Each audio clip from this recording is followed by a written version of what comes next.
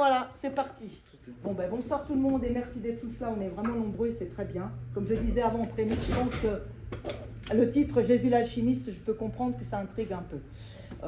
Ça doit bien faire 2 ans que j'ai commencé à écrire. Et en fait, à chaque fois que je relis, il y a tellement de choses qu'on peut rajouter. Alors donc, on va essayer de rester dans l'heure. Et on va quand même donner des éléments qui, à mon sens, vont montrer que Jésus est un alchimiste. Mais voilà, dans sa voie royale à lui. Bon, je laisse ça en suspens. Alors, pourquoi un thème comme ça? Alors, déjà, pour ceux qui se sont amusés à regarder des œuvres alchimiques, ne manque pas des représentations très religieuses. Nombreuses sont les gravures alchimiques qui se teintent de religiosité. Alors, si on va chez les Arabes, ce sera avec leur style. Si on va chez les Hébreux, ce sera avec le leur. Si on prend dans nos gravures occidentales, on verra clairement oui, vraiment des saints, Jésus en personne, où on voit bien qu'il y a une iconographie tout à fait religieuse. Et nombreux sont les ouvrages et les concepts alchimiques qui font référence à la religion chrétienne, à son lexique. Par exemple, quand on parle de pierre philosophale, on peut parler de l'enfant divin. Ou bien, quand on parle de trouver une croix au fond de la matière, on parle bien de la croix. Ou encore, quand on dit qu'il va falloir passer 3 clous dans le laboratoire, parce que c'est bien les 3 clous christiques. Donc on y est. Si on prend nos iconographies à nous, voilà, eh bien on trouve bel et bien des éléments iconographiques ou lexicaux qui font référence à la religion chrétienne. Et d'ailleurs, nombreux sont les alchimistes qui ont pris les ordres du moine au pape, en passant par des moines soldats qui ont été les Templiers, même si les Templiers, leur premier objectif n'était pas d'aller au laboratoire. Mais ça ne veut pas dire qu'ils ne le savaient pas. Ça ne veut pas dire non plus qu'à un moment donné, quand j'ai déposé mon épée, après la grande rafle historique qui a été faite par Philippe le Bel, j'ai peut-être voulu m'engager dans cette voie-là. Tout est possible, d'accord ? Mais souvent, ce sont les alchimistes qui sont rentrés dans les ordres, ils l'ont fait pour pouvoir se protéger, et en particulier les femmes. Quand vous avez Hildegard de Bingen qui était mystique pratiquement de sa naissance, je crois qu'elle a bien fait d'entrer dans les ordres, on l'a laissée tranquille, et elle a pu œuvrer. Et elle a œuvré très bien, puisque c'est la première qui a créé un couvent pour les femmes, géré par les femmes. Donc il y a bel et bien derrière, on pourrait dire du féminisme. Et moi, je vous dirais qu'il y a de l'alchimie. Parce qu'en alchimie, dans toutes les gravures, il y a toujours un homme, une femme. On parle toujours de la balance, c'est-à-dire d'avoir la bonne quantité de soufre, le côté masculin, et la bonne quantité équivalente de mercure, le côté féminin de la matière. Et on parle du couple alchimique. Et voilà qu'une femme se met dans les ordres et dit on n'a pas à être subordonné à qui que ce soit. Donc, cette approche-là, elle est tout à fait congruente avec la philosophie alchimique. Bonsoir Antoine. Bonsoir. Qu'est-ce que j'avais dit? Dis-moi. Je voulais faire une conférence magistrale, on pose des questions à la fin ou on peut vous poser des questions pendant? Bon non, on peut poser des questions librement et si jamais ça demande une réponse plus longue, on va la noter, quitte à y reprendre après. Ouais. Quand vous avez dit, vous avez fait un rapport entre la pierre philosophale et l'enfant divin, est-ce que vous pourriez développer mais c'est du vocabulaire, tout simplement. J'ai pas compris. C'est-à-dire que tu peux dire que tu as trouvé la rose philosophale, tu peux dire que tu as trouvé la pierre multicolore, ça fait référence à l'arc-en-ciel, ou tu peux dire on va mettre la matière au feu, on la met au nid. Tu vois, il y a plein de terminologies très poétiques, parce que tu fais vraiment un nid avec ton feu. Tu vas quand même, à un moment donné, à la fin, mettre la matière au contact du feu, c'est la feu. C'est le feu qui permettra la transmutation finale. Et ce qui va en sortir, c'est l'enfant divin. Mais on y reviendra. C'est juste, pour le coup, c'est juste lexical. Okay. D'accord? Au lieu de dire j'ai fait une pierre philosophale, je peux dire j'ai fait l'enfant divin. Point. Ouais, mais c'est l'esprit dans la matière. Ah non, là, ça va déjà trop loin. Cool. Bien sûr. Bien sûr que pour les alchimistes, toute matière est vibrante, toute matière a un esprit. Que ce soit le caillou, le brin d'herbe et toi-même. Maintenant, chacun vibre de manière différente. Et ce n'est pas seulement une empreinte vibratoire, comme une empreinte digitale. C'est-à-dire que la vibration te fait comprendre de quelle matière tu parles. D'accord? Mais c'est aussi, selon ton niveau de conscience, tu vas vibrer différemment. Et on est d'accord avec ça. Les planètes, elles émettent un son. On peut aller sur Internet, tu demandes le son de Mercure. T'écoutes, tu demandes le son de Vénus. T'écoutes, C'est pas le même son qui est émis. On est d'accord. Donc c'est bien qu'il y a du spiritus dedans. Mais Ouais. c'était juste pour parler du lexique. Ouais, Pour le ce que coup. j'ai compris de la pierre philosophale, peut-être que j'ai vraiment mal compris, j'y connais pas grand-chose en alchimie, vraiment. Ce que j'avais compris, c'est que la pierre philosophale, c'était l'état dans lequel les alchimistes c'est l'état qu'ils essayaient d'atteindre, en fait. Ça veut dire la transmutation, la transformation intérieure, et c'était symbolisé par la pierre philosophale. C'est juste. Alors, plusieurs choses. D'abord, la transformation, c'est pas la quête alchimique, c'est la transmutation. Il y a une différence. Ouais. D'accord? Si moi je prends une matière, je prends du bois, je fais une chaise, j'allais transformer, c'est toujours du bois. Si par contre, je vais redonner l'exemple éternel que j'aime beaucoup, si un morceau de bois devient un enfant qui sort d'un gros poisson, et c'est Pinocchio, là c'est une transmutation, parce que du bois on est passé à la chair. C'est le premier point. Le deuxième, je me rappelle déjà plus. Là, c'est l'état. À l'état. Alors, c'est tout ce qui se fait dans la matière se fait au niveau spirituel. Tout ce qui se fait dans le spirituel se fait dans la matière. Ton état spirituel va avoir des conséquences sur comment s'ordonnent tes cellules physiquement. Et inversement. Donc, ceci veut dire quoi? Ça veut dire que l'alchimiste se met dans un certain état quand il va au laboratoire. Ça veut dire que ce qu'il va voir dans le laboratoire, dans la matière, est un miroir de ce qui se passe à l'intérieur de lui.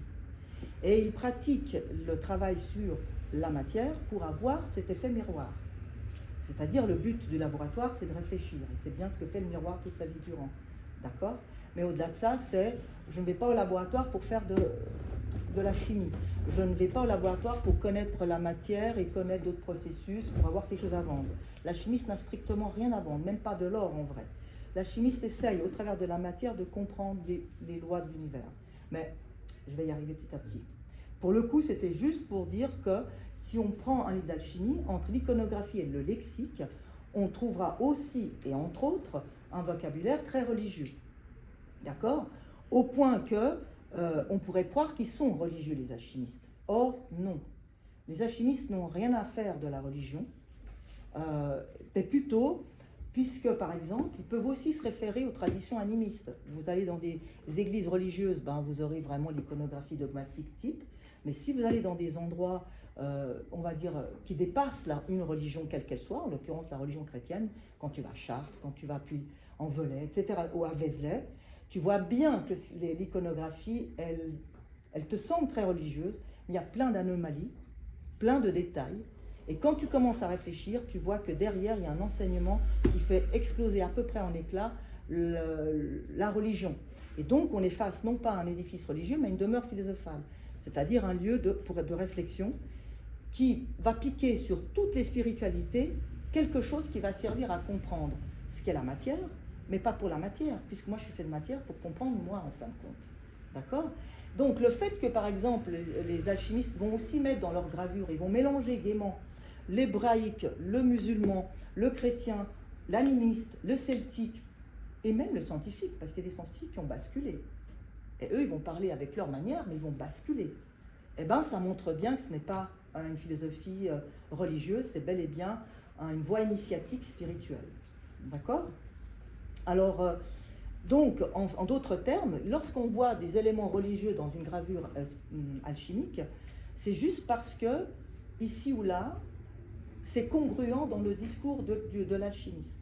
C'est-à-dire que, bon, vous verrez quand je vous parlerai de la crèche, on pourra raconter la crèche comme on nous l'a apprise, et puis on pourra la voir de manière alchimique. Et là, on verra que tout y est. Mais il faut juste se laisser aller encore. D'accord? Donc, en tout cas, ce que je veux dire, c'est que cette mixité spirituelle qu'on trouve dans les gravures alchimiques prouve bien que l'alchimiste n'est pas un religieux. C'est une personne qui pense qu'il y a une dimension autre que celle perceptible par nos 5 sens communs. Ça, pour le coup, c'est très, très simple. Okay? Et l'usage d'une iconographie religieuse est un trompe-l'œil complaisant pour le dogme au pouvoir, finalement pour tenir un discours bien subversif, parce que en fait la quête de l'alchimie, on pourrait le dire encore par terme poétique, c'est la quête de la lumière verte, c'est-à-dire une quête autant matérielle que spirituelle. Alors, je vais quand même aller plus loin, parce que si je dis juste comme ça la quête de la lumière verte, on pourrait croire qu'on va chercher le pays de Hulk, et c'est pas ça. Disons que toute initiation, souvent on dit c'est cheminer vers la lumière, mais comment expliquer ça vraiment simple? Quand je vais chez le psy pour mettre, par exemple, qu'est-ce que je fais en fin de compte? Je vais mettre en lumière ce qui est au fond de moi. ce qui est occulte, et qui me plombe en fin de compte, d'accord? Donc, et donc c'est ça mon chemin de lumière, c'est mettre en conscience ce qui est terrassé, ce qui me terrasse, pourquoi pas, ça reprend un vocabulaire du dragon, et qui me joue des mauvais tours, même de manière inconsciente, justement parce que c'est des choses que j'ai déniées. Donc c'est ça. Maintenant, quel rapport avec la lumière? Alors la lumière, on comprend pour le coup, puisque je mets en lumière ce qui me plombe. Ok, mais pourquoi la lumière verte? Si effectivement il y a des alchimistes qui ont vraiment étudié la lumière. Newton, grand alchimiste en vrai. Et quand on étudie la lumière, lui il a étudié la diffraction de la lumière, et vous avez d'un côté les couleurs de la famille du rouge, de l'autre côté une infinité de couleurs de la famille des bleus, et devinez où se trouve la lumière verte? Plein mille. Donc la lumière verte est un terme poétique, et pour le coup il n'est pas du tout religieux, hein. Là on est plus dans le scientifique, parce que scientifiquement, effectivement, il y a une infinité de couleurs vertes au milieu du spectre de la lumière. Voilà. Et elle va nous symboliser la voie du milieu. Elle va symboliser la voie de la sagesse. Si on prend l'arbre de Séphiroth, le pilier central, c'est la voie de la sagesse. Moi, je préfère dire la troisième voie. Et ça va évidemment coïncider avec le grand concept de la religion chrétienne, que est la Sainte Trinité. Parce que la troisième voie, c'est pas la voie du milieu, je prends 1 mètre, donc ça c'est 5 cm, 5 cm, paf, je suis au milieu, je suis bon. Hein. Non. La troisième voie, ça consiste à dépasser les polarités, le bien, le mal. Parce qu'à partir du moment où je vois le bien, le mal dans une situation de vie très concrète à moi, je vais être fatalement dans le jugement et dans la peur. Et là, je suis déviée. Mais lorsque je commence à chercher qu'est-ce qui dysfonctionne en moi, par exemple, en fait, je vais commencer à voir que ce n'est pas par hasard ce qui m'arrive. Ce qui m'arrive n'est pas un hasard. Même, il est logique par rapport à l'état de conscience dans lequel je me trouve, en vrai. Mais que maintenant que je le mets en conscience, je peux le travailler et me donner le choix de rebondir différemment. D'accord? Et donc, ça va... Et pour finir, même le pire traumatisme n'est pas une mauvaise nouvelle. Parce que c'est à travers ça, c'est à travers ce moment ténébreux que j'ai pu rebondir sur quelque chose de plus lumineux. Parce que j'ai enlevé un morceau de quelque chose de dégueu qui est en moi, vous voyez, de l'image du pèlerin, et je me retrouve à l'essence. Parce qu'évidemment, à force de me peler, je vais à l'essence. Je m'étère de plus en plus. Vous voyez les images qu'on peut trouver là-dessus. Donc la quête alchimique, en fait, si je devais dire quel est le dieu de l'alchimiste, c'est la matière. Et toute la philosophie alchimique repose sur le quadrivarium. Donc le dieu de l'alchimie, c'est la matière, et en fin de compte, il va apprendre toutes les philosophies, toutes les sagesses du monde qui peuvent l'aider à comprendre la matière. Point.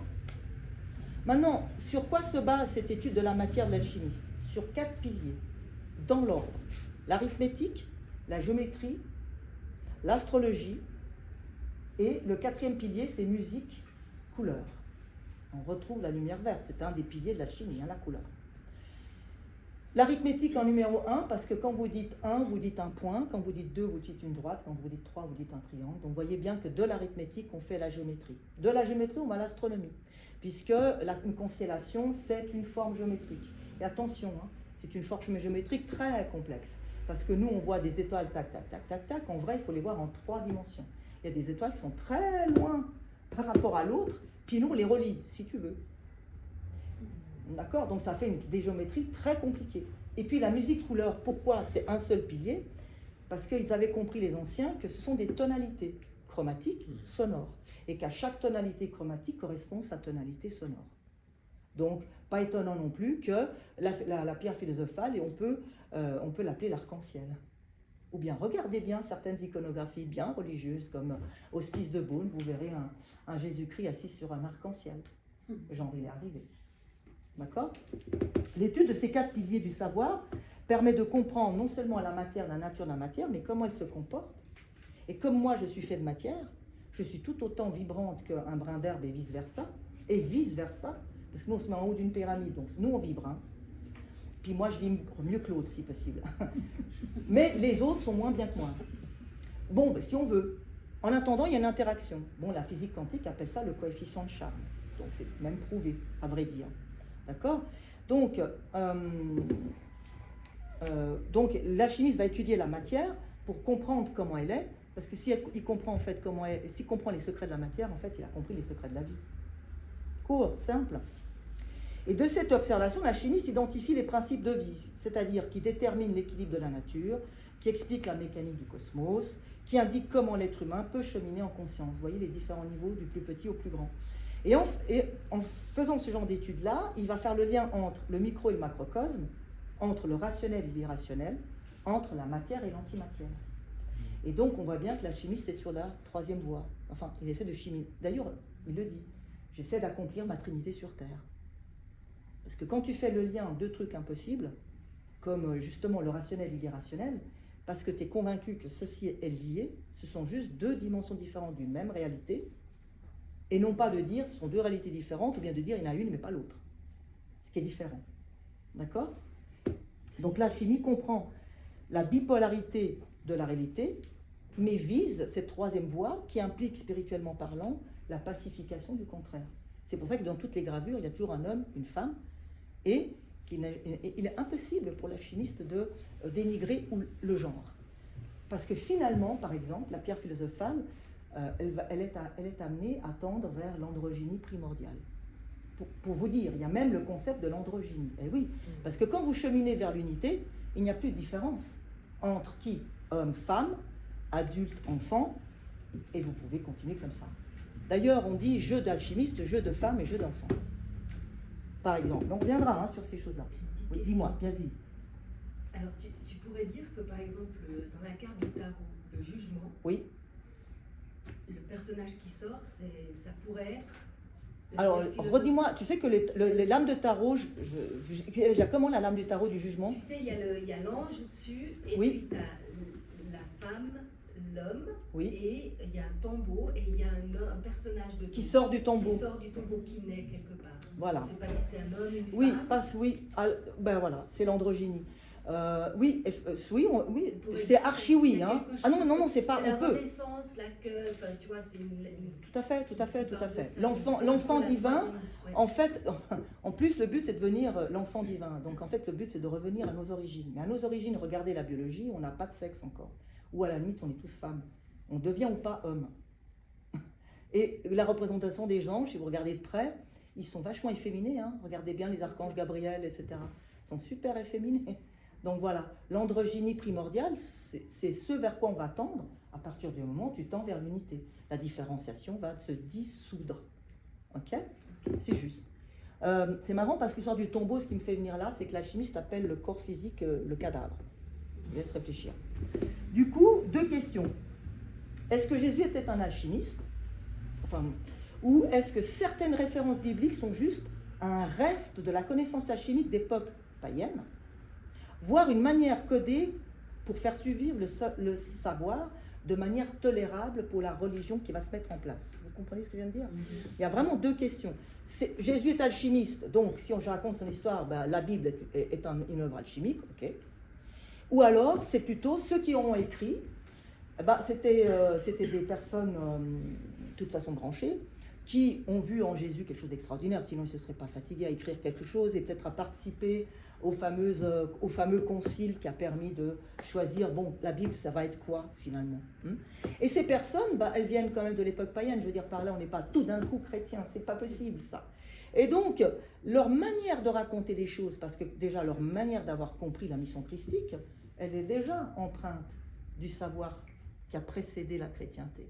Alors, il n'y a pas, pour moi, c'est pas étonnant qu'on retrouve, c'est comme une archéologie linguistique, voire iconographique, des choses du monde d'avant.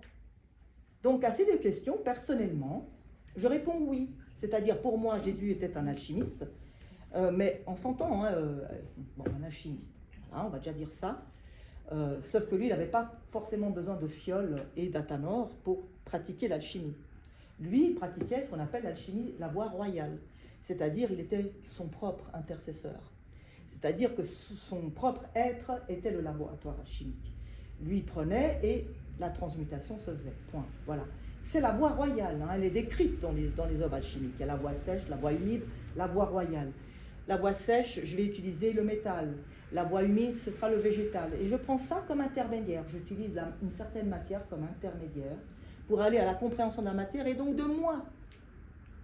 Parce que les mêmes ingrédients avec la même personne, je n'aurai pas le même résultat. Pourquoi? Ben, c'est là que je vais chercher. Et c'est comme ça que je vais cheminer dans mon laboratoire. D'accord? Jésus, lui, comme tous les prophètes, ce sont des alchimistes de voie royale. Ils n'ont pas besoin d'intermédiaires, eux. Et à l'autre question, est-ce que le texte sacré est un texte, une œuvre alchimique? Vous avez remarqué, je n'ai même pas dit la Bible. Pour moi, tous les textes sacrés sont des œuvres alchimiques. Et voilà. Voilà. Mais la religion n'est pas la seule source de la connaissance alchimique, ça je voulais quand même l'ajouter, à savoir que je n'ai pas besoin forcément de lire un texte sacré pour m'introduire à l'alchimie, absolument pas. Il y a une manière très simple pour y arriver, d'être agriculteur. Quand vous avez un contact aussi intime et proche avec la nature, vous en comprenez des choses que l'alchimiste découvre dans son athanor, par exemple. À tel point que les alchimistes se surnomment les agriculteurs célestes. Ça peut peut-être donner des indications. Mais c'est vraiment pas les seuls du tout. Hein. Quelqu'un qui est dans la méditation, ça va le faire très bien. Ceux qui vont, moi je pense souvent à ceux qui plongent très très profondément. Et vraiment, ils font presque une expérience psychédélique. Et voilà, j'ai mis un autre gros mot que j'adore, et psychédélique est une autre voie alchimique possible. Hein. Il n'y a pas de problème. C'est choisir ton chemin pour traverser tes ténèbres, les faire ressurgir, faire face à ces ténèbres, et te dire maintenant que je sais, qu'est-ce que je fais? Et quand je fais, ou que je ne fais pas, parce que juste j'ai mis en conscience, j'ai alchimisé quelque chose. Et ça, c'est de l'alchimie intérieure. Voilà. Alors, le psychédélique, ce serait la voix sèche, la voix humide. Oh, ça, je ne saurais pas quelle dire la voix, mais je peux te dire que chaque psychédélique est en lien avec une séphira de l'arbre de Séphiroth. C'est quoi Séphira? Ah, alors ça, on en reparlera vraiment une autre fois. C'est l'arbre de la vie de la Kabbale juive, qui représente la chute de la lumière dans la matière. Ils avaient déjà compris que c'est la lumière qui fait la matière. Si la lumière fait la matière, dans toute matière, il y a de la lumière. Maintenant, les psychédéliques te permettent de travailler sur toi de manière peut-être plus forte, puissante, violente. Violence, ça n'est pas si tu le choisis. En parenthèse, je referme. Le niveau de violence, c'est ce qu'on appelle violence. Chez moi, c'est comme ci, chez toi, c'est comme ça. Mais c'est très intéressant de savoir que les différents psychédéliques travaillent sur différents plans de l'arbre de Séphiroth. Alors, est-ce que Jésus est une personne historique ou un conte de fées? Voilà, chez nous, quand même. Alors, Le pavé dans la main. l'énorme pavé, il est tellement gros le pavé qu'il n'y a plus de marre. Alors, mais on se marre quand même.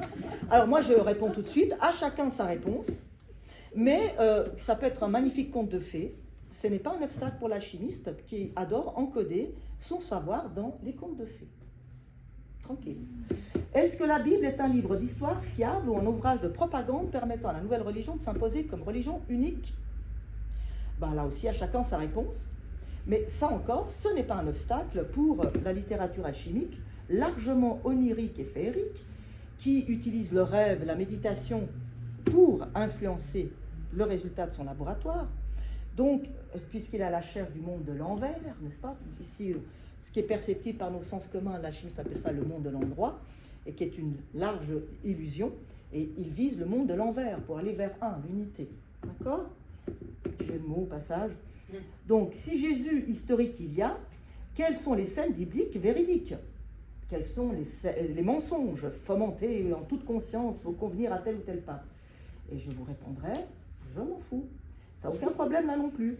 Oui, il y a des diffamations éhontées. Il y a eu un pape qui a vraiment décidé de diffamer Marie-Madeleine. Un exemple. Et voilà que les moines soldats, donc les plus exigeants, ont comme patronne officiellement Saint-Jean. Le siège des Templiers à Rome, c'est l'église Saint-Jean in Laterano. Voilà, il y a des Saint-Jean de partout, je suis d'accord, je suis d'accord.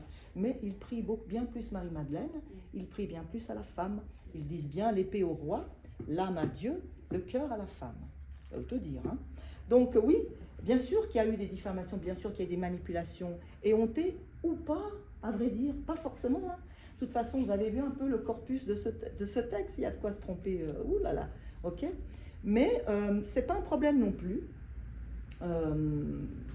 Parce que de toute façon, l'alchimiste lit entre les lignes. Et d'ailleurs, quand on lit des œuvres alchimiques, il va falloir lire entre les lignes. Ça m'est revenu ces derniers temps. Donc pour moi, c'est un gros thème. Je venais de me rappeler ce que m'avait dit mon guide en alchimie, qui est parti dans les cieux ce 26 décembre passé. Et je me suis rappelé qu'à force de faire la guide touristique en Alsace et d'expliquer le fameux retable d'Issenheim, patrimoine de l'UNESCO, qui est exposé au musée de Colmar, je me suis rendu compte que 157 fois j'ai vu ce retable, tout à fait comme tous les Alsaciens, en me disant, punaise quand même, il est spécial ce retable, il dit quelque chose d'autre, on voit, il reste toujours actuel, comment est-ce possible, quoi?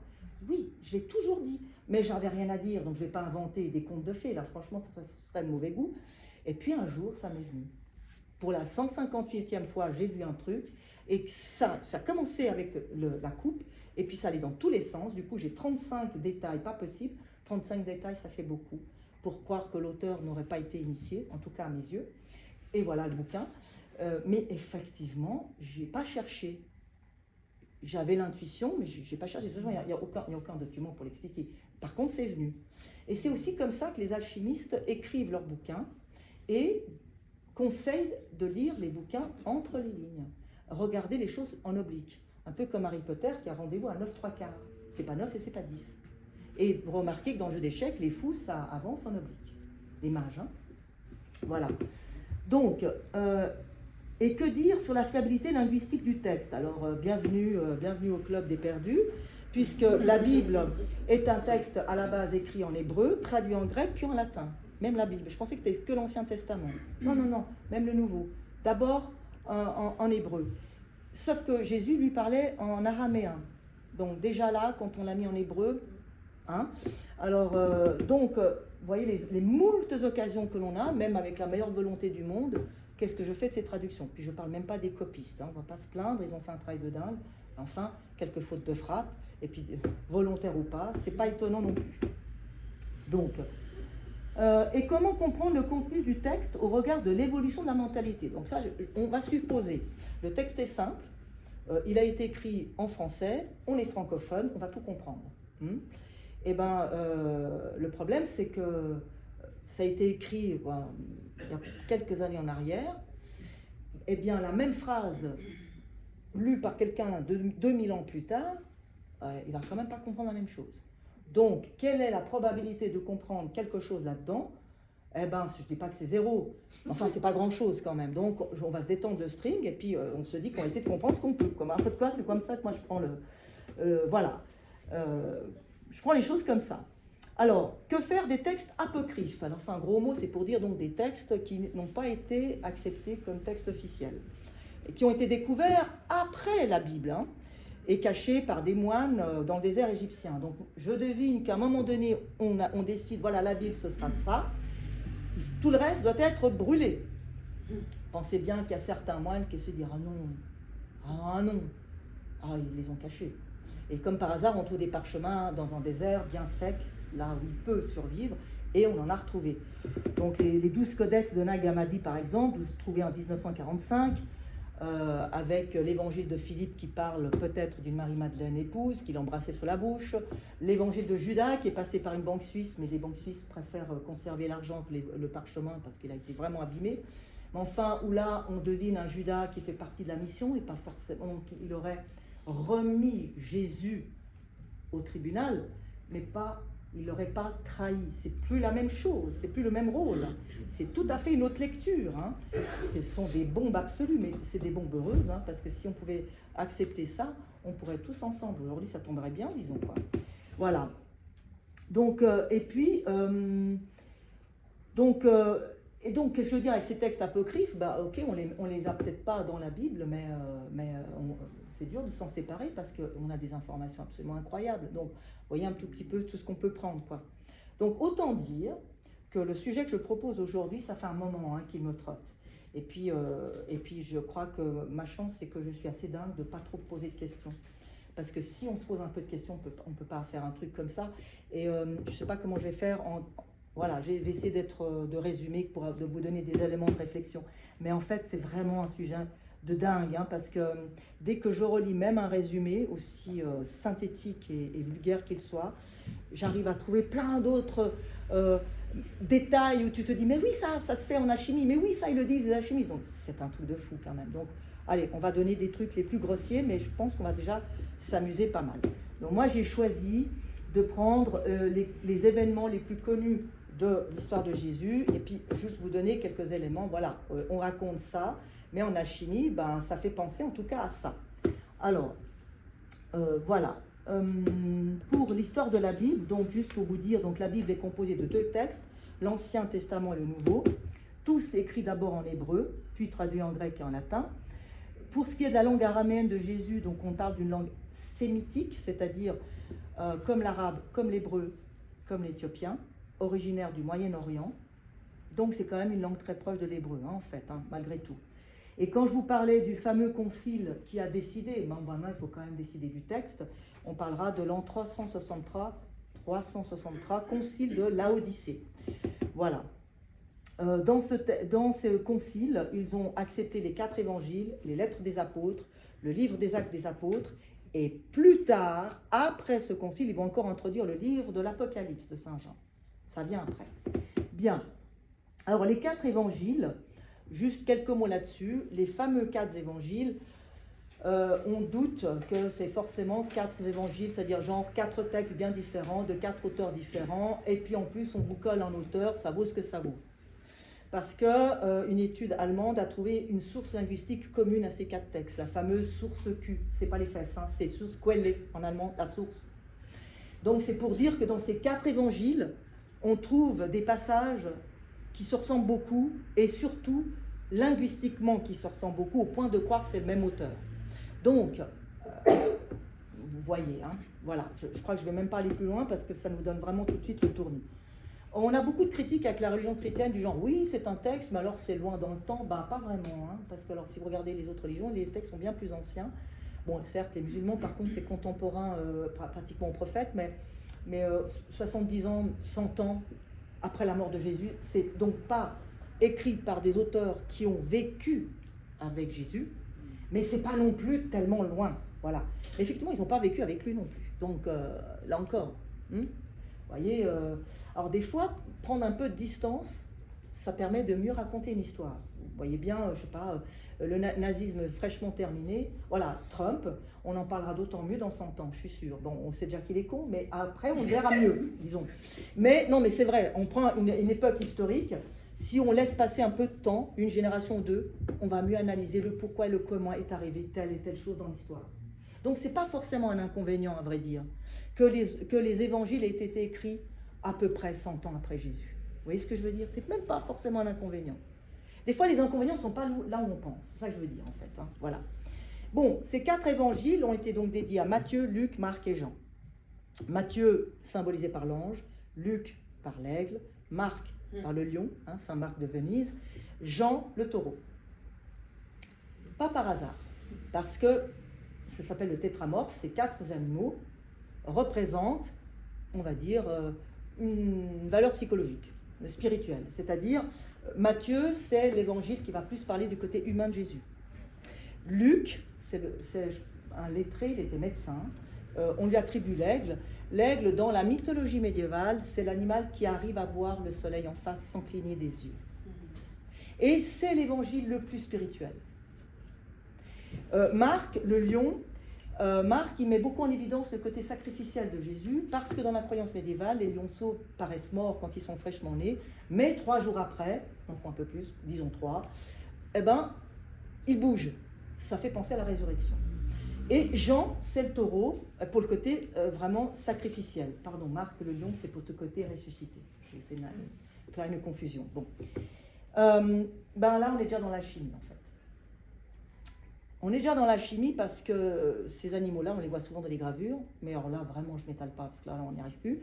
Par contre, je vais quand même vous en dire une jolie. Au départ, les tétramorphes, donc les animaux attribués à ces 4 évangélistes, il y avait non pas l'aigle, mais le scorpion. Donc, il faut faire attention dans les cathédrales parce qu'elles sont anciennes.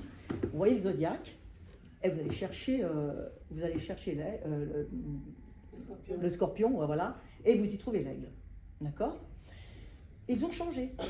Ils ont délibérément changé ce signe. Pourquoi? Parce que si je mets ange, aigle, lion, taureau, j'ai les 4 essences, les 4 éléments. Sinon, avec le scorpion, j'ai 2 éléments attribués à l'eau. En faisant ça, on est dans les 4 éléments de la chimie. Sachant que le 5e élément, il n'est pas cité dans les statuaires de nos églises, comme pour nous faire comprendre que le 5e élément, ça ne se voit pas comme ça. Et ça, c'est déjà une information. Ça veut dire qu'on voit 4 éléments, mais ces 4 éléments, ils ont un lien avec le 5e, la quintessence, la quintessence. Et c'est ça que les alchimistes cherchent. Mais celle-là, on ne peut pas lui attribuer une iconographie. Elle est occulte. Alors on ne la met pas. D'accord? C'est pour ça que dans les chœurs de cathédrale, ce sont des cercles. Regardez bien, ils sont toujours coupés. Bon, déjà, souvent par le transept, mais sinon, il y aura comme par hasard une voûte avec une chapelle. Il n'est jamais complet le cercle. On ne le met pas en pierre complète. Vous comprenez ce que je dis? Parce que le cercle, c'est déjà, la géométrie du cercle est déjà en lien avec l'âme. Et l'âme, c'est impalpable. Comment moi, être humain, je vais me permettre de matérialiser ce qui est de l'ordre de Dieu? Donc, je ne matérialise pas. Vous voyez ça? Bien. Alors, la Bible est un texte symbolique, fait de métaphores et d'allégories. Remarquez qu'il n'y a pas de date. Il y a des notions temporelles, mais ce n'est pas clair, évidemment. Et puis en plus, pour compliquer les choses, c'est que la Bible est aussi composée de paraboles. Les paraboles, c'est quand Jésus raconte des histoires pour illustrer ses propos. Alors, il faut faire attention quand on lit, parce que est-ce que c'est ce que Jésus vit, ou est-ce que c'est une histoire de Jésus? Autant dire que il faut vraiment faire la part des choses là-dedans. Mais l'avantage de ce genre de texte, c'est qu'il est vraiment universel et atemporel. Essayez 2 secondes de dire, voilà, je suis quelqu'un, j'ai des idées géniales, je veux les transmettre. Et puis elles sont tellement géniales, ces idées, qu'il faut que ça traverse le temps. Si vous commencez à dire des choses, en fait, qu'on voudrait être tellement simples, genre dans quelques années, ce sera déjà caduque. Mais si vous mettez des métaphores, des images, des symboles, des expressions de temps, sans être figé, alors ça va être une parole universelle et atemporelle. Donc c'est très compliqué, mais en même temps, c'est très efficace. L'autre avantage, c'est que les chrétiens, à mon sens, ont un avantage, qu'ils peuvent s'appuyer sur un texte qui leur donne beaucoup de liberté. Si vous avez un texte d'un prophète quel qu'il soit, qui vous dit, tu notes exactement ce que je te demande de noter, parce que ma parole, c'est sujet, verbe, complément, et bien après, c'est très difficile de s'éloigner, parce que c'est lui qui a dit et il faut faire. Donc, avantage, inconvénient. Je choisis donc de prendre en considération les épisodes marquants de l'histoire de Jésus. Et pour appréhender les scènes, il faudra lire sur les 2 niveaux de conscience, exotérique, ésotérique. Il n'y a pas 2 courants ou 2 messages, mais en fait 2 lectures du même message. C'est-à-dire, vous prenez un texte, en l'occurrence, nous on va prendre donc les passages importants de la Bible, et vous avez à la fois une lecture exotérique, c'est-à-dire, il faut comprendre ce qui est écrit, quoi. Je sais pas, Jésus rencontre XY et il fait telle et telle chose. Voilà. Et puis la lecture ésotérique, c'est qu'est-ce que ça veut dire derrière, mais derrière des fois. Ok? Alors allons-y. Commençons à attaquer le morceau. Parmi les grands événements, l'Annonciation. Alors, l'Annonciation, regardez bien les œuvres là aussi. Bon, déjà, ce qui est commun dans toutes les annonciations, que ce soit des sculptures, des vitraux, des peintures, c'est toujours l'archange Gabriel qui vient annoncer à Marie, tu vas porter le sauveur du monde. Jusque-là, on est d'accord. Mais certaines œuvres, comme le retable d'Issenheim à Colmar, si vous regardez bien la tête que fait Marie, ah là là, elle est pas apeurée, hein. On voit bien qu'elle a compris ce qu'on lui demande là. Elle est dégoûtée. Regardez bien l'expression de Marie dans certains endroits. Vous voyez bien que cette femme, elle est initiée, elle sait bien ce qui va lui arriver. Elle sait bien comment ça va se terminer. Et elle est dégoûtée parce que très juivement parlant, finir sur la croix, ça, on ne peut pas faire plus, et je vais dire le terme, dégueulasse. Surtout à la Pâque. Vraiment, le sang, ça ne se touche pas. Donc les femmes qui ont les règles, alors là, non, c'est pas possible. Un prophète, non, ça ne peut pas finir comme ça. Eh bien, c'est seulement de par la crucifixion que certains juifs n'ont pas poursuivi leur spiritualité. Bon, on aurait dû être tous encore juifs, en fait. Hein. Et qu'il y a eu cette distinction entre les juifs de l'Ancien Testament et les chrétiens. C'est ça. C'est ce dégoût-là. Donc, quand vous voyez ça, c'est pas seulement de vous dire, ben là, peut-être vous voyez une œuvre un petit peu différente qui se décale par rapport à l'enseignement. Ah, Marie, ah, elle était toute contente. Là, on est déjà dans Marie, comme tout le monde, elle est une maman, elle a envie d'avoir un enfant qui lui survive, et puis c'est pas ce qui va se passer, par exemple. Quand vous pensez que c'est forcément l'archange Gabriel, si on reprend l'arbre de Séphiroth, qui est un grand savoir hébraïque dont les alchimistes font toujours référence, enfin quand même, vous avez la description de comment la lumière devient matière, c'est pas rien. Dans cet arbre où il y a différentes dimensions de la matière décrites différentes dimensions de la matière, tout en bas vous avez le plan où évolue l'archange Gabriel, et il est au plus près de Malkout, qui en hébreu veut dire la racine, c'est-à-dire la planète Terre, là où on est nous. Pensez bien que lui pouvait plus facilement annoncer à Marie sa mission. Parce que 3 fois dans la Bible, Dieu dit, je pourrais venir vous expliquer la vie, on va dire. Mais si je viens, ma seule présence, ma seule lumière, vous désintégrerez à l'instant. Il ne peut pas venir. Alors il envoie quelqu'un. Et il envoie l'archange. Celui qui est le plus à même de supporter, de descendre si bas. Il ne faut pas oublier que dans la représentation hébraïque des anges qui sont à côté de Dieu et qui viennent chercher les âmes à notre mort physique, ce sont les seuls anges que l'on représente avec 3 paires d'ailes, 6 ailes. C'est très très lourd pour eux de descendre ici-bas. Alors il leur en faut beaucoup d'ailes pour monter. Et ça, ce sont des métaphores finalement de différents niveaux de matière, de différentes natures de la matière. Et quand la matière est archi-éthérée, pour ainsi dire, elle n'est plus cette matière.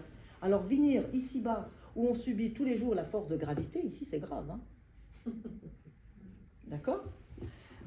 Maintenant, c'était juste une autre particularité par rapport à la naissance. Là, on va parler de la crèche. Quand à Naples, je vais bientôt faire une conférence sur Naples parce que c'est une bombe absolue de ville hyper alchimique de dingue, hein, vraiment. Et puis la chimie là-bas, ça se vit tous les jours. Je vous donne une anecdote, hein, vraiment vraie. Hein. Donc moi, je suis allée, une fois je suis allée à Naples, et puis évidemment, j'arrive à l'aéroport, puis là, je compte le nombre de valises, et puis je compte le nombre de personnes de ma famille, puis je vois que, non, d'achat, il me manque une valise, punaise, j'ai oublié la valise à l'hôtel. Donc je demande à mon chauffeur, avant qu'il parte, de me ramener à l'hôtel, et puis évidemment, j'en ai dit des gros mots, mais on a bien rigolé, sauf un Naples, ça les choque pas, ben, ça va. Et le mec, pour finir, il me dit, attends, mais on est quel jour aujourd'hui? Je lui dis, puis c'est quelle heure? Je lui dis encore. Et ta valise, c'est quel numéro? Punaise, mais tu me casses les pompes, quel est ton problème? Il dit, donne-moi ton numéro de la valise. Donc je lui donne 2, 3, 4. Il descend de la voiture, mais vraiment, il freine, il descend de la voiture, puis il va jouer les nombres au loto.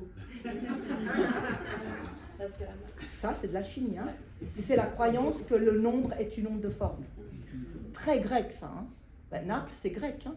Rome, c'est latin. Naples, c'est Néapolis, nouvelle ville. Hein. Bon, c'est un exemple. Tu as gagné? Non, moi, j'ai pas gagné, tu penses. Non, mais c'est lui qui a joué. Hein. Non, moi, j'étais dans la voiture en train de me dire, punaise, pourvu qu'on ne peut pas foucher la valise à l'hôtel. Hein. Bon, alors, Naples, par exemple, elle va théâtraliser la naissance. C'est à Naples qu'on invente la crèche.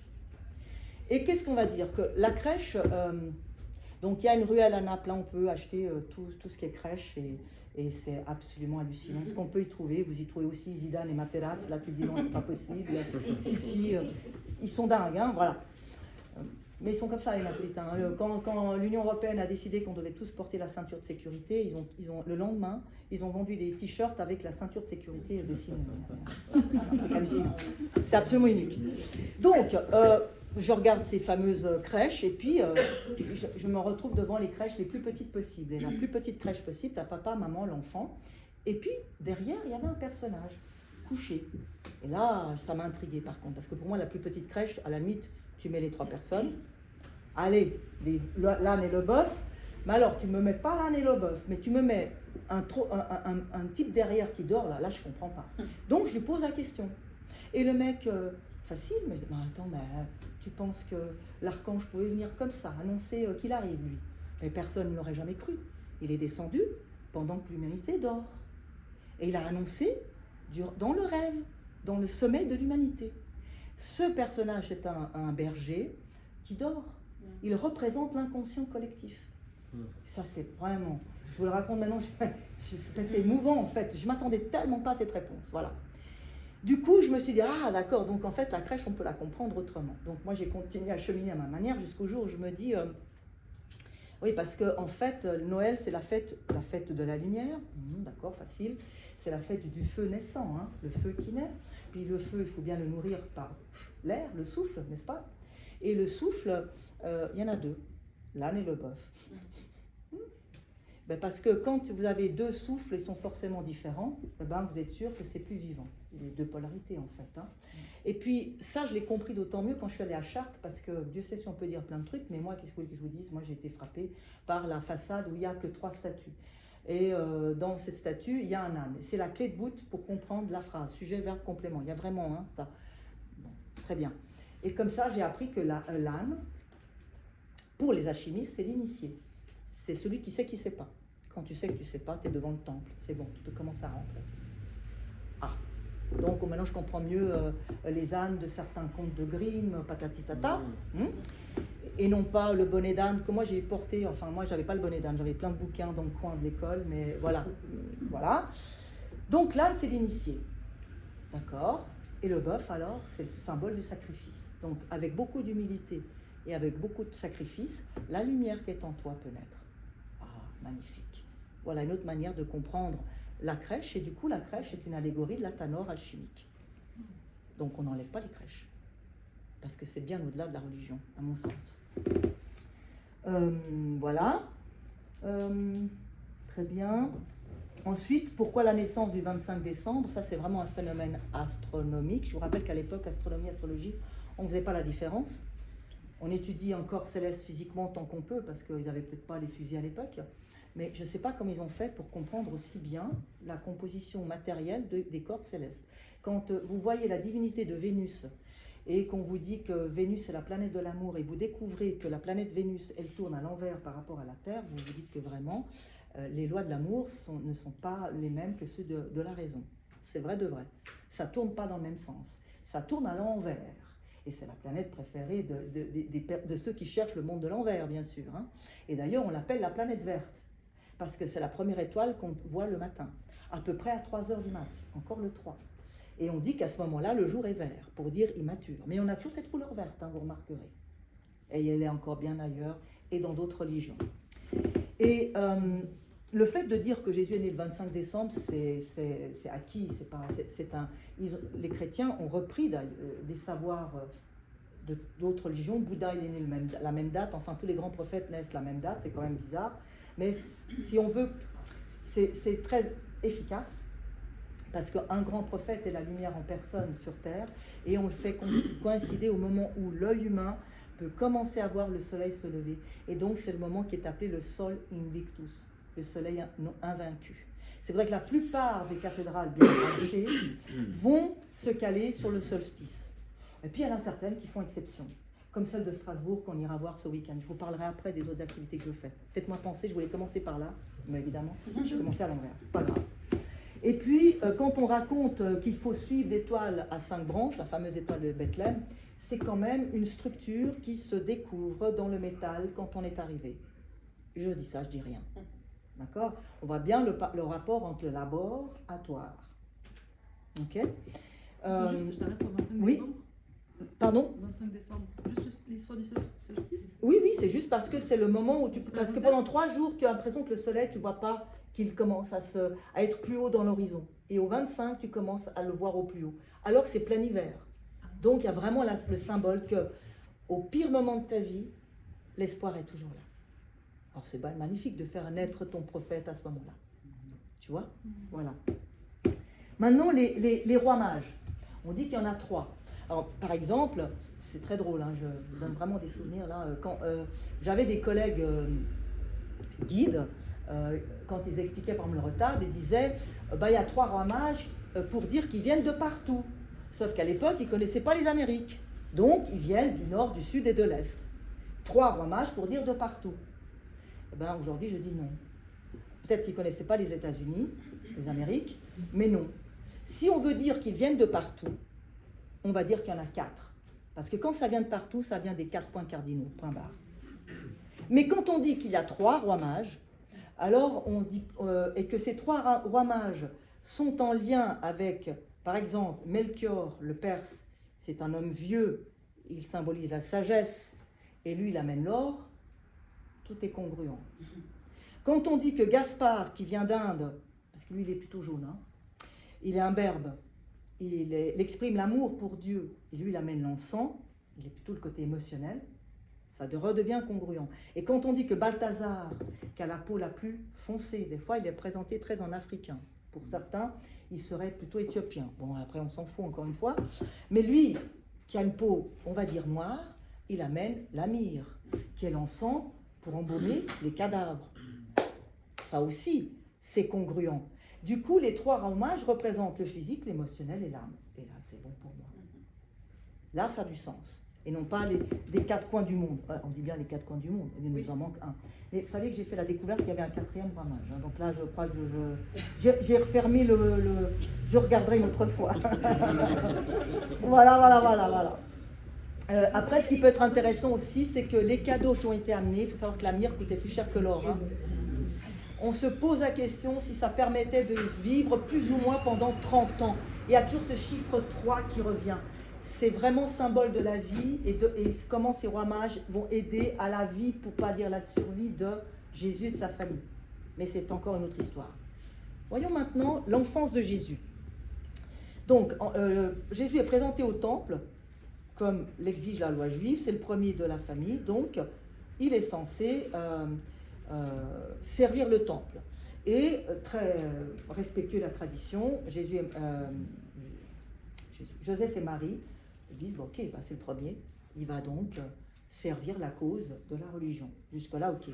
Ils vont tellement le faire qu'effectivement, je vais venir après.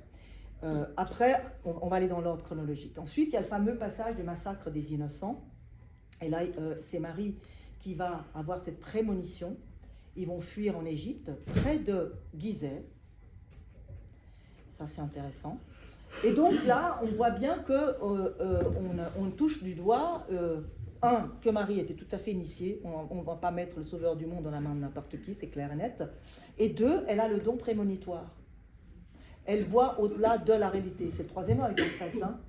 On est déjà dans la chimie, parce que quand vous êtes dans un chemin de lumière, et peu importe par quelle voie, vous décuplez vos capacités. Est-ce que c'est la prémonition? Est-ce que c'est la guérison? Est-ce que... Peu importe. On a toutes ces facultés. Après, chacun fait ce qu'il peut, et chacun est plus à l'aise dans un certain domaine que dans un autre. Mais elle a cette faculté prémonitoire, et elle a sauvé son enfant. Puis il retourne à Nazareth, et à ce moment-là, Jésus a 12 ans. 12. C'est une grosse fin de cycle, on est d'accord. Donc, tous ces âges-là, c'est symbolique sûr. Est-ce que c'est historique? Pourquoi pas? C'est possible. Mais on s'en fout, on est d'accord. Hein. Ça va être ça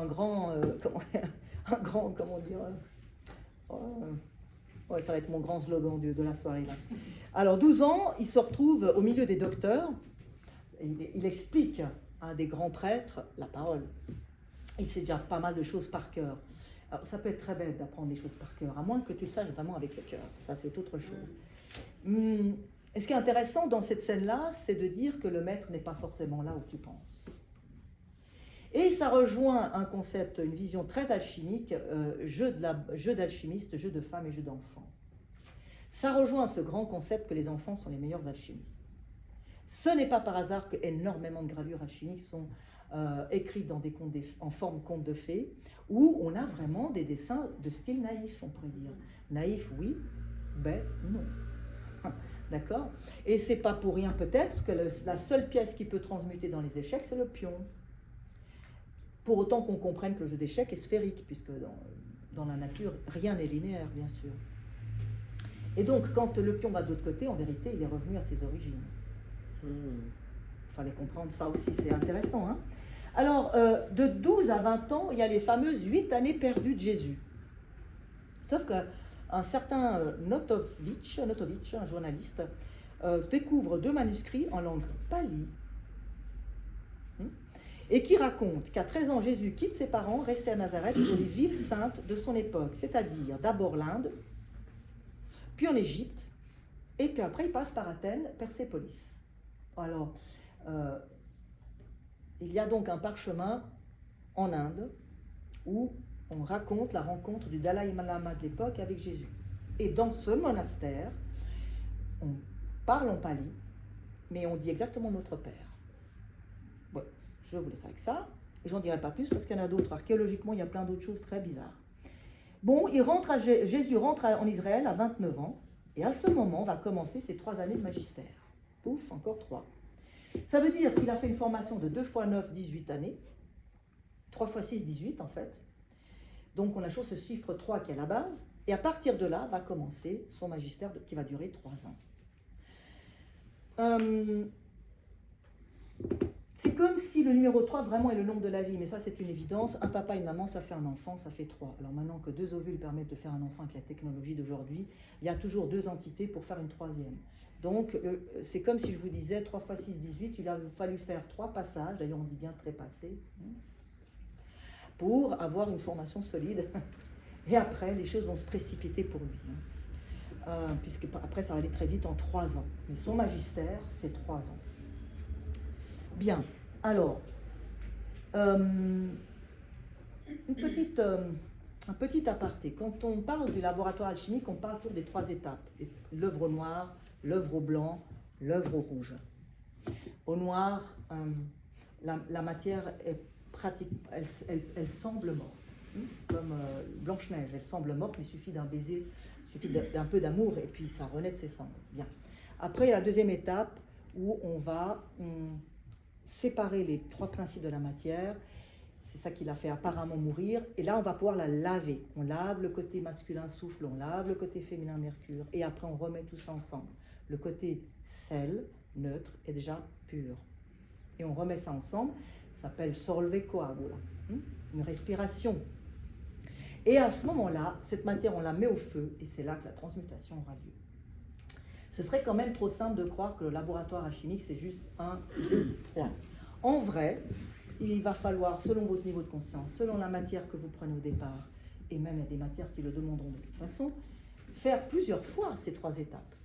Donc si vous voulez, Jésus, il ne faut pas croire que, par exemple, il était dans l'étape au noir pendant toute son enfance, et puis voilà, il rentre à Jérusalem sur Dodane, et là, c'est l'étape au blanc. Et puis après, ce sera l'étape au rouge. Genre, on va découper la Bible en 3. Oh, non, trop facile.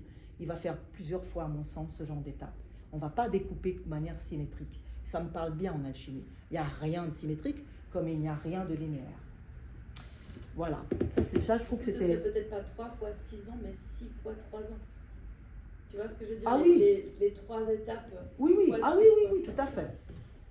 Elle est dans les 2 sens. Alors, voyons voir la première année de la vie publique du Christ. Il a donc 30 ans. Non.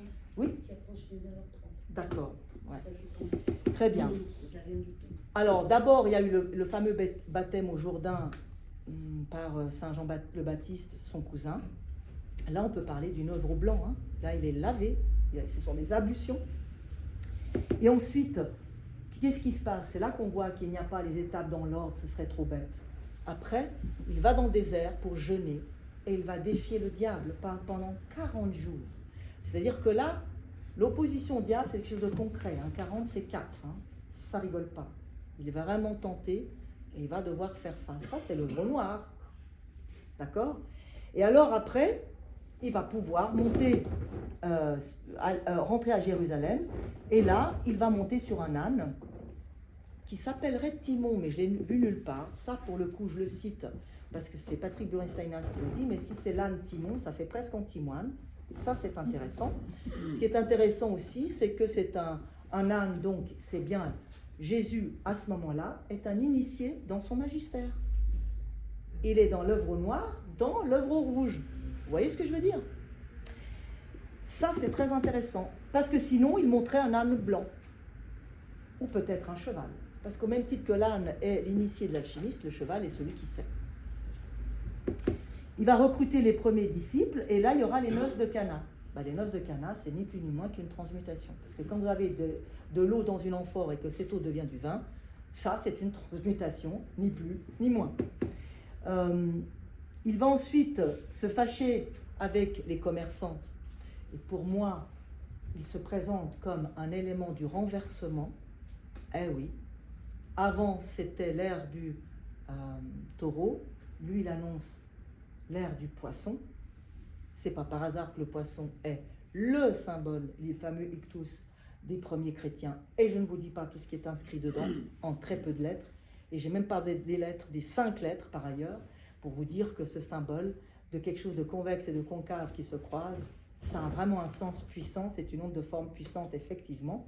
Donc il est bien en train de dire que lui, tout juif qu'il est, essénien, ascète, extrêmement rigoureux, il a été vraiment dressé, on pourrait dire, à cette religion, et bien lui, il renverse.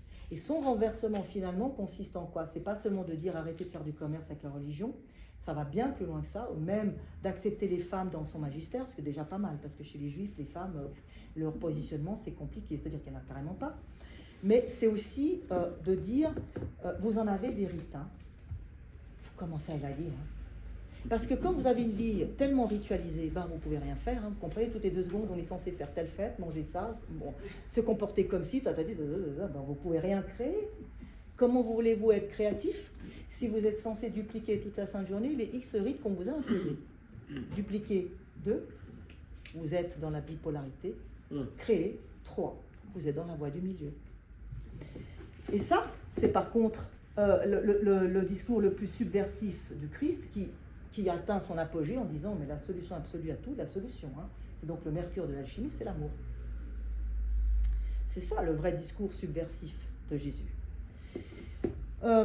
D'ailleurs, à propos de l'eau, quand il rencontre la Samaritaine, il dit, ils ont tous les 2 soif, cette femme n'ose pas lui servir l'eau parce que c'est une femme et les Samaritains et les Juifs, ça ne va pas tellement d'accord ensemble, donc, etc. Lui dit, et lui, il va, outre les différences religieuses, de nouveau, il fait acte d'unité, il va outre les différences de genre, puisqu'il dit, toute femme que tu es, merci de me servir, et il dit, n'empêche que ton eau, c'est juste pour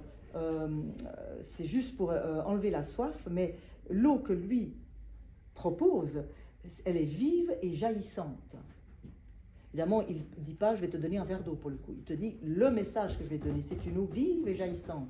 Il dit que son message est plein de spiritus. Ton eau n'est que de la matière. Là, il parle tout à fait alchimie. D'accord? Très bien. 2e année du Christ. Là, je vais essayer d'aller dans... tant pis, on va en dire un petit peu moins. Donc, il y a la mort de Saint Jean-Baptiste. Ça, c'est un épisode dramatique pour Jésus. C'est une des rares fois où on le voit très triste. Et il se fâche avec les apôtres qui sont déjà, qui se rendent pas compte de la gravité de la chose. Ils sont en train de se partager les futurs ministères. Je serai le ministre de la Culture, tu seras le ministre de je ne sers à rien, etc., etc. Et il se fâche avec eux parce qu'en fait, Jésus, il a déjà compris. Il va bientôt mourir. Parce que pour Jésus, le prophète le plus important, c'était son cousin. Son cousin, il éveillait les âmes. Lui, il éveille les corps. C'est pas le même niveau.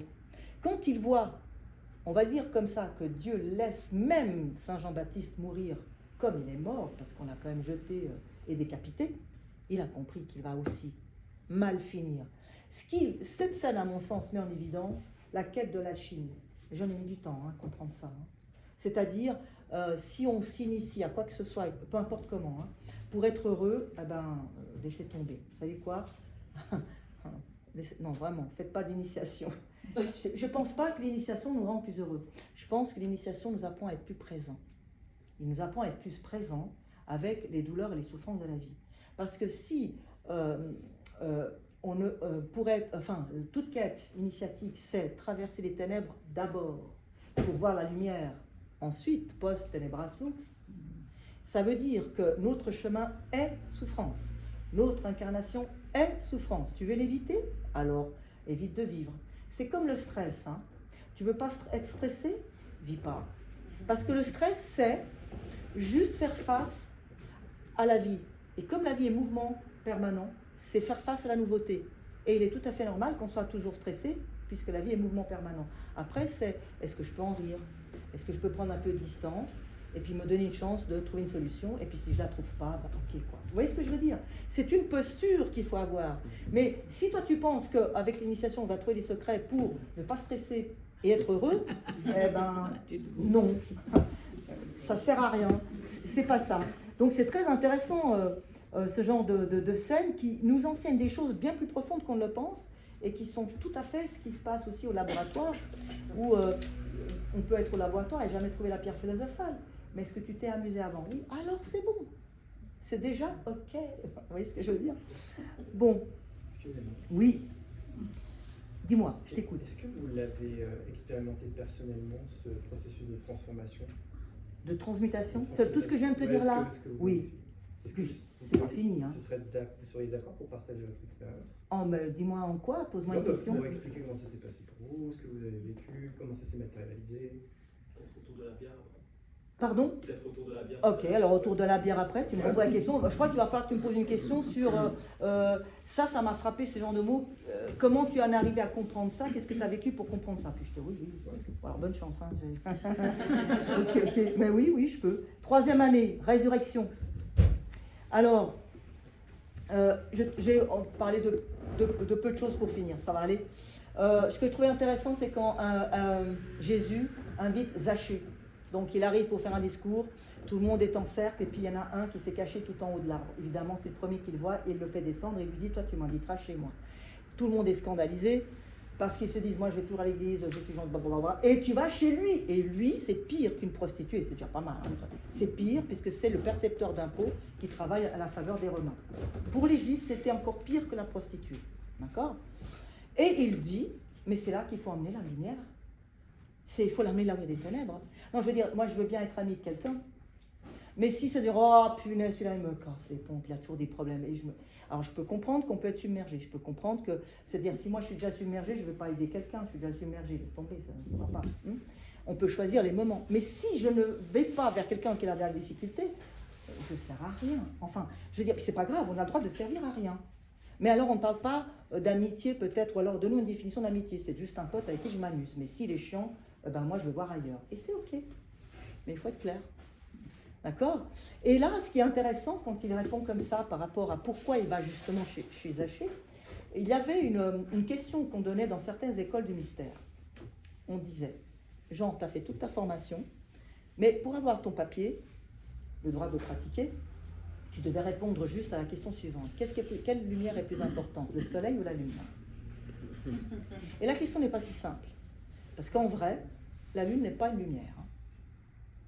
Je vous rappelle, hein. La lune ne fait que refléter la lumière du soleil. C'est donc un miroir. Hein. Elle nous fait réfléchir tout au plus, mais ce n'est pas une lumière. Mais la réponse, c'est la lune, parce que c'est d'autant plus important d'avoir de la lumière dans la nuit. Donc la lune, c'est la séphira où évolue l'archange Gabriel quand même. Et il parle à l'humanité devant leurs rêves. Et la lune représente justement tout ce qui est onirique. Hein. Donc vous voyez comme ça coïncide. Hein. Voilà. Il rentre sur un âne avec les rameaux. Bon, il y a 1000 interprétations possibles, mais c'est très marrant de faire ce lien. Les alchimistes disent, quand ils font évoluer la matière, qu'ils l'ont végétalisée. Franchement, je trouve magnifique le vocabulaire alchimique. C'est une poésie fantastique. C'est peut-être une manière de dire que, comme le végétal, toute sa vie durant, qu'est-ce qu'il sait faire? Cheminer vers la lumière. Voilà. Donc ils disent, j'ai fait voyager la matière. D'ailleurs, ils disent, je l'ai mis dans un vaisseau. Il n'est pas obligé de dire qu'il l'a mis dans un creuset. Hein. Dans un vaisseau. Ça peut être dans un ballon, ça peut être dans un creuset. Mais c'est un vaisseau, ça voyage donc. Et les pèlerins, ça voyage. Donc tout ça, c'est la même chose en fait. Hein. D'accord? Bien. Et puis la dernière scène, bien sûr que c'est important, parce que moi, ce qui m'intéresse, c'est quand Jésus dit à Judas, fais ce que tu as à faire. Donc, il savait bien à quoi s'en tenir. Il aurait pu fuir. Il aurait pu lui régler ses comptes. Non. Alors, la vraie question, c'est pourquoi Judas se pend? Le suicide de Judas. Et c'est terrible parce que je ne connais pas de religion qui accueille l'inacceptable qu'est le suicide. En oh là là, ça m'échappe. En décryptage des maladies, des événements de vie que je fais par l'empreinte de naissance, le suicide, c'est j'aimerais vivre au moins une fois intensément. Ça déculpabilise ça. Hein. Ça n'a rien à voir. Hein. C'est jusqu'au bout. Comment je peux mettre la lumière dans les choses les plus noires possibles, même le suicide. Mais regardons de plus près par rapport à Judas. D'abord, si on dit que Judas fait partie d'une mission, il va falloir vachement se décaler de notre ego, parce que sinon on lui pète sa race. Franchement, il était trop bien Jésus, comment il a pu lui faire un truc pareil.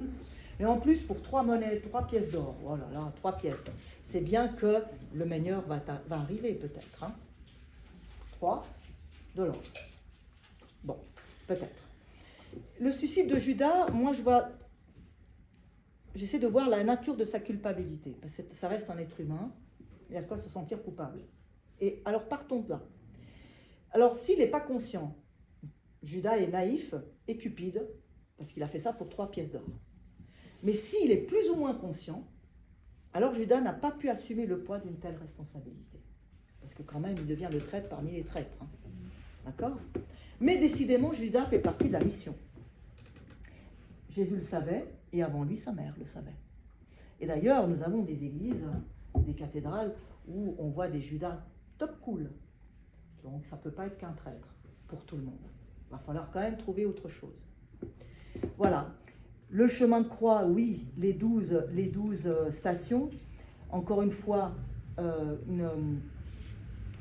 un lien avec l'arithmétique, on va dire. Et puis la crucifixion qui est l'acte final. La croix. Bon, symbole absolu de l'humanité, hein. Mais 2 lectures énormes. Une exotérique, c'est le gibet, symbole de la souffrance. Donc si vous mettez une croix chez vous dans cette perspective-là, c'est terrible. Et c'est quand même ce qu'on nous a vendu, quoi, officiellement. Si vous faites une lecture ésotérique, la croix est le glyphe, le dessin donc, en 2 dimensions de la lumière. Vous la mettez, le X, en 3 dimensions, c'est l'ellipse. Or, la lumière qui est invisible et qui permet de donner la vie sur Terre, c'est ce qu'on appelle la lumière scalaire. Scala en italien veut dire échelle. C'est un rayon elliptique. Donc, en fait, la croix, c'est ça aussi. Et donc, c'est un lieu de renaissance. Maintenant, il y a peu de chances, hein, il y a, disons, moins de chances que Jésus ait été crucifié sur une croix. Ça veut dire que s'il n'a pas été crucifié historiquement sur une croix, on a voulu par contre travailler sur ce symbole. Ça c'est intéressant parce que du coup c'est alchimique aussi, entre autres. Maintenant, probablement il a été crucifié sur un T. Parce que c'est vachement plus facile de faire une poutre comme ça, avec une poutre horizontale avec un trou. Et le T, ça reste aussi très alchimique parce que c'est le Tav hébraïque et la dernière lettre grecque quand même. Donc, l'alchimie n'est jamais loin. La lecture ésotérique est toujours possible. La résurrection, donc, du coup, devient vraiment un moment de l'accomplissement de la Trinité, parce qu'il a vécu comme un être humain, il a souffert comme un être humain, et il meurt en démontrant son corps de gloire. Le concept de corps de gloire, c'est, il était tellement pur, cet homme, et ça c'est annoncé avant sa naissance, hein, il va manger du miel et du lait. Donc l'abeille est un symbole christique, évidemment. Bref. Il est corps de gloire parce que c'est un homme qui n'a pur et au moment de mourir physiquement, il est déjà corps de gloire. Nous, on va y arriver. Bon, on prendra un peu plus de temps. On va peut-être traverser plus de strates. Voilà. Il y a quelqu'un d'autre qui l'a fait. Hein. C'est Marie. On a des statues de Marie en dormition. Elle n'a pas eu le temps de mourir. Elle n'a pas eu le temps de fermer les yeux. Les yeux sont encore ouverts. Regardez bien les statuaires. La paupière est ouverte encore. Elle est déjà partie. Mais elle le savait aussi. Parce que dans la nativité, on voit déjà que le pacte a été scellé dans certaines œuvres. Tout ce que je vous dis là, je peux le démontrer au retable d'Issenheim. C'est pour ça que j'y vais là-bas. Et que j'ai fait un groupe pour aller là-bas. Parce que tout est dedans. Alors, c'est pas le seul. Hein. Là, c'est cool. Il y a tout. Bien. Voilà. Et donc, l'étape de la transfiguration, son corps est lumière. Et c'est cet homme-là transfiguré, se présente en premier à Marie-Madeleine, puis à d'autres femmes, puis aux apôtres. Et les alchimistes disent il faut toujours la même quantité de soufre et de mercure, mais entre les deux, le mercure est plus important. Pourquoi? Parce que dans la matière mercure, il y a les 3 principes. Donc moi, avec le mercure, je peux prendre du soufre, je peux trouver une partie mercurielle et une partie sel. Donc je peux tout travailler avec le mercure. Les autres, je devrais les accoupler avec d'autres substances pour avoir les 3 principes. C'est pour ça que le mercure est tellement important et qu'on en trouve partout sur le chemin de Compostelle, même à Genève, malgré le calvinisme. Voilà. Bon, je crois qu'on va arrêter là. Hein. On a déjà une tête comme ça. Merci pour votre patience. Merci. Merci.